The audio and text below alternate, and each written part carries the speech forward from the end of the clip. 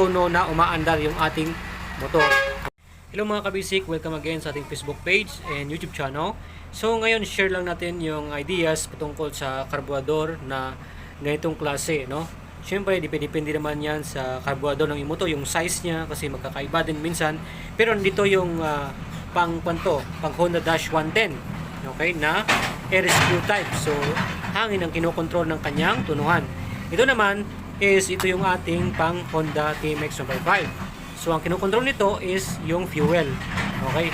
Ito rin yung diaphragm type, ganoon din. Yung kinokontrol niya is yung fuel din. Ayan. So ito, ang sistema nito parehas. Halimbawa, yung tunuhan niya is pag paluwagan mo, dumadami yung gas. Okay? Ayan. Ito. Ayan. Pag pahigpitan mo, magle-less yung gas na papasok at more na hangin ang papasok. Okay?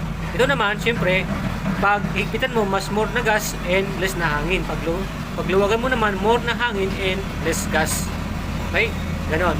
And then, mga kabisik, ito, ang tuner nito, halimbawa, may nagsabi sa atin, o nagsabi sa'yo, na 1.5 turn lang, no?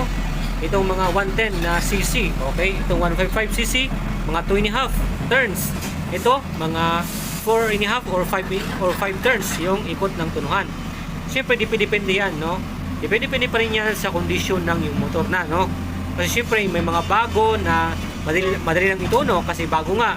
Mga medyo luma na, siyempre, may mga na-adjust na, may mga na-customize na, kaya minsan, hindi mo makukuha doon sa, halimbawa, sinabi natin na ito sana 1.5 turns, okay na, no? Ito, 2.5 turn, okay na. Ito, 5 turns, okay na. Pero sa iyo, hindi nakukuha. Bakit? Kasi nga, depende sa kondisyon na ng iyong motor. Okay, siyempre, nasa pagtutuno pa rin yan ng, siyempre, umaandar yung motor natin, paandarin mo siya, and then yung basic lang naman yung ating pag umaandar yung motor na tinutuno natin. Kaya mahalaga na alam natin yung pagtutuno na umaandar yung ating motor. Okay? So, halimbawa dito sa TMX 155, yan, siyempre, ang gagawin natin mga kabasic, pag tayo nagtuno na umaandar yung ating motor, siyempre, ang unang-una sa lahat is increase natin yung ating idle.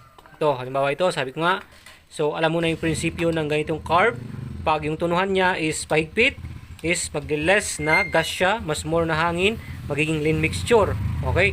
Pag paluwag naman, siyempre magiging more gas at less na hangin. So magiging rich mixture. Okay? So ngayon, i-increase mo ngayon yung idle ng motor mo hanggang sa at least malakas, mga half na idle or 3/4 na idle, no? Talagang malakas. So malakas na yung idle mo.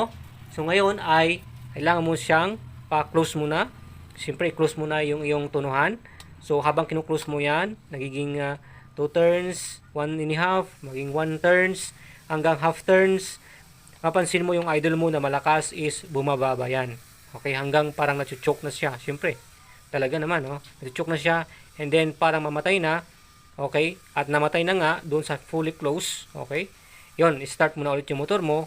Maglagay ka na ng half turn muna or 1/2 or 1 turn. Okay, maglagay ka na ng 1 turn sa tunuhan. Okay, so pag start mo, napansin mo sa idle niya, doon sa malakas na idle, naging mababa na siya. Okay? Kasi nag-close ka na dito sa ating tunuhan.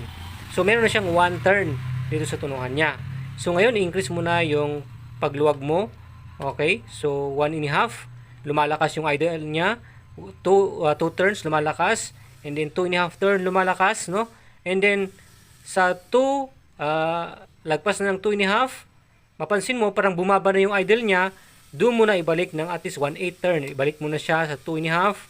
Okay? And then, syempre, babaan mo na yung idle niya. Ilagay mo sa tamang idle na. Tapos, try mong i-accelerate, no? I-throttle. Pag maganda yung response na niya, yung motor mo, wala nang namumutok, talang diretso na yung under niya, yun na, okay na muna. Okay? So, naituno muna yung carburetor. Pero, syempre, after yun, ay mag-plug reading ka. Okay? Nabiyahe mo na, mag-plug reading ka, check mo kung good na ba yung ginawa mong pagtutunog. Pero halimbawa, lean pa rin, okay, puti pa rin, syempre magdagdag ka dito. Okay, magdagdag ka ng gas. So, paluwagan mo ng 1/2, okay.